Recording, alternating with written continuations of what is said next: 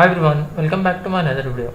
Today I am going to show in this video how to fix error 1061. This service cannot accept control messages at this time on your Windows 10 or Windows 11. So before going to start the video, if you are not subscribed my channel, please subscribe. So let's start the video. Guys, if you are seeing the error 1061, this service cannot accept control messages at this time. If you are stopping any service, then I will show you how to fix this issue. First you have to open these services, click on the services, select this service which you want to stop, right click on that, then click on property, check this service name, net PROFM.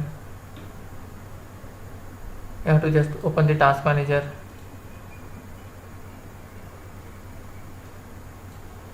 go to the services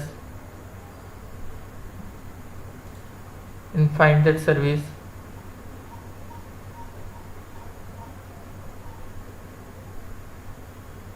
You can see this is the service, right click on that, then click on go to details.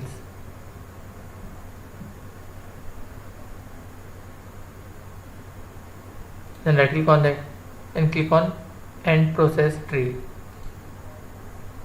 Then click on end process tree. Then close this window and restart your PC. After restarting, hope your issue will be resolved.